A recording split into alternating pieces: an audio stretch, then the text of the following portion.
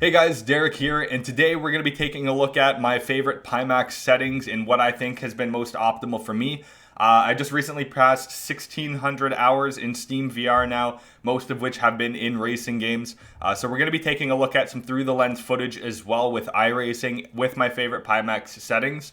And hopefully, if you haven't tried this yet, it might be beneficial to you. We're going to get into detail on why I personally think it's my favorite settings to run right now. Maybe you've already done this and I'm just dumb getting to it late, but I figure I'll make a video on it.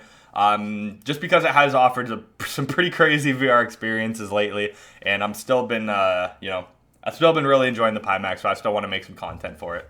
Okay guys, so we're just going to take a look at a couple quick settings here. So the main thing being that how I always used to run my Pimax, and of course I want to get my money's worth, right? So I'm going to be playing on the large FOV setting.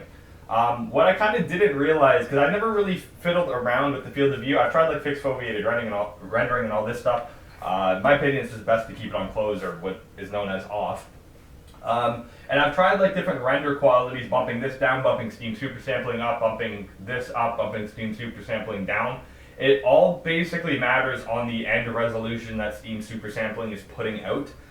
So for instance here, we have the calculations here. So if I'm on large FOV mode, and then I load into Steam VR and take a look at the 100% resolution on that, we're running 5092 by 3160. So basically the main differences I'm going to be showing here, we have our large FOV here at 5920 by 3160 for the total pixel count, or total resolution, whatever you want to call it, of, what even is that, 16 million? 90,720. And then the difference being that's what your graphics card is trying to process, that's what you're trying to run. So running on large FOV, and that I guess is technically like resolution per eye. So this is an insane task for any graphics card to do, right? So what I kind of didn't realize is that putting the FOV down actually does kind of sharpen up the image. I guess because it doesn't have to be expanded through the whole lens. But let's say if I close this right now and I plop this to normal mode and hit apply, and then we'll give Steam VR a reboot here, and we'll pop back into Steam VR on the normal FOV setting. So what we're going to be able to find is the total resolution difference for basically the same picture quality. We're just losing some of that super wide FOV. Now when I'm in the headset in large FOV mode, I can look right and see my right rear view mirror, and in normal FOV I can look right and see my right rear view mirror. Like the FOV, I think it goes from like 180 to like 150, so it's still so far beyond other headsets. They call what their potato mode is basically a normal VR headset. They're kind of, I guess, making fun of other headsets at that point for their FOV. But what we can see here is the 100% resolution, or to get that, basically same picture quality that we'd be taking a look at in large FOV, our graphics card only needs to pump out 3816 by 3160 per eye. So obviously that's going to, allow room for upping the graphic settings or upping the super sampling. So what I have found my favorite setting overall right now for both picture quality, performance, and honestly, especially when you're focused on your race or focused on your driving, the normal FOV is still huge. I thought I was like, oh, I don't want to take away the FOV. I paid for this super high FOV headset. I can almost not notice it. When I put it on small, then it's like, oh, okay, there's the black in my peripheral vision. But even then, the small is, I'm going to assume, and I can almost guarantee, is more than what the G2 was for me. So what I've been running at is this, which equates to 4180 by 3460 per eye. So basically, we're upping our super sampling beyond 100%. So it's getting, actually, this is where it's slightly noticeable to me. I'm kind of like a special case or insane. I go into a computer store and see a 165 hertz monitor on display. I move my mouse around, I'm like, no, it's on 144 hertz. And then I'll go into settings, I'm like, yeah, it's not even on 165 hertz. I can tell the smallest details and things. So me going from 100% to 120 side by side, I actually can tell a little bit of a difference on my dash. And those of you, I've seen, I can't believe I still see this sometimes. Not to be rude, but people on forums and Facebook groups and stuff like that, it's like, oh, run it at 50% because that's the actual resolution of the headset or something like that, right? And that's barrel distortion. There's a lot of videos covering that, why 100% is what you're supposed to be running at. even though it claims that, okay, let's say 4K resolution, but this is this resolution per eye, that's technically not your 4K resolution, it's well beyond that. That's to account for it going through lenses, basically. So, you're not supposed to run your headsets at 50% SS unless you have a reason to, or you just don't have the performance available to you. So running it, again, not to get too far off track there, but running at 120% has been my go-to right now. I'm getting way better performance. I'm actually getting a better visual quality, as well as my FOV is still massive. If I do this with my head, I can see my entire right window. So that's been a super fun and enjoyable experience for me. I'm going to be running off this now instead of large FOV mode. And again, the difference is being 16 million to 14 million, 462,000 pixels, or your total combined resolution, let's say. I guess you'd have to do per eye.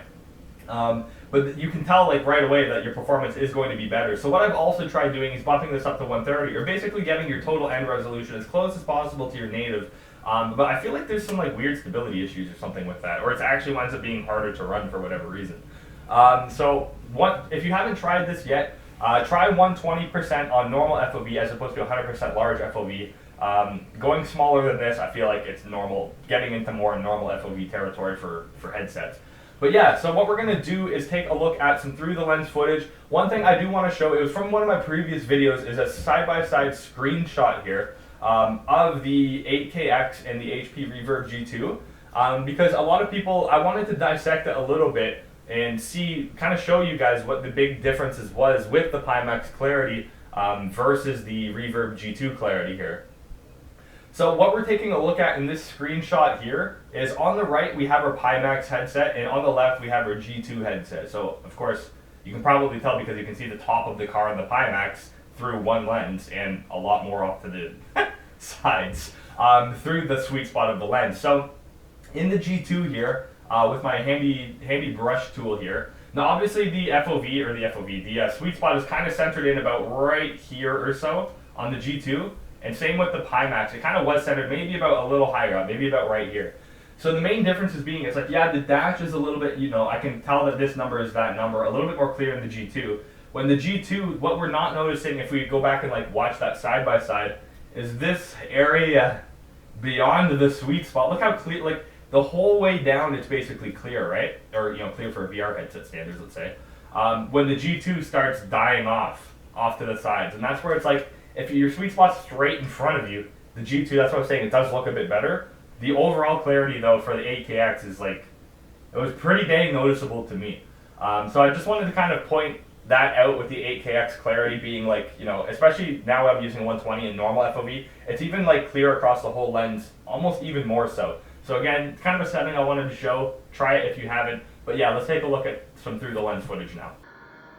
So, of course, through the lens footage, we all know doesn't quite do it justice, especially because I'm filming on a Samsung S9 phone as opposed to an actual good quality camera or even a newer phone camera. But you'll still get a little bit of an idea, and there is a flickering issue. I think it has to do with the frame rate the phone's recording at versus the frame rate we're getting through the headset. So, unfortunately, there's a bit of flickering. But hopefully you can get an idea on some of the clarity here. So this is using the normal FOV setting with the 120 super sampling, and this has been kind of my go-to. I'm getting better performance, I'm able to up some graphic settings, and it just looks amazing, and the FOV is still pretty dang huge. So I don't know if this topic was really worth making an entire video on, but I mean, if you have your Pimax, and I'm sure you've been if you have a Pimax, you're probably used to tinkering with the settings available for you.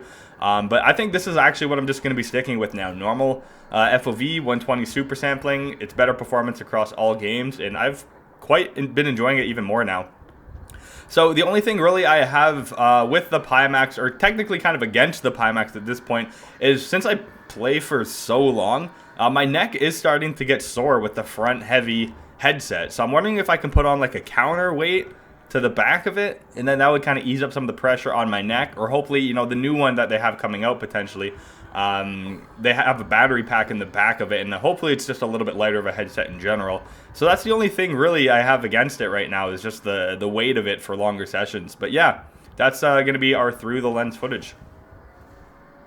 All right, guys, so I hope you found this somewhat enjoyable or somewhat useful. It's just kind of almost a reminder to keep an eye on your Steam super sampling resolution, as that final resolution is what's really going to determine your clarity in frames per second and how hard your graphics card has to work typically. And a lot of this case, I am actually slightly overclocking my 3090 to get the most out of it, since it is actually running at such a high res. There is actually a benefit out of overclocking your graphics card for VR. I immediately noticed that. So that's something to maybe try just carefully if you haven't yet. And one other thing is I'm debating making a video on this. I'm wondering if, like, from a viewer perspective, if you guys prefer watching that kind of triple screen POV versus a game capture versus a VR headset capture in terms of a viewing experience. I'm kind of curious on your thoughts on that. But yeah, hope you find the video somewhat informative at least. We'll catch you guys in the next one. Thanks. Bye for now.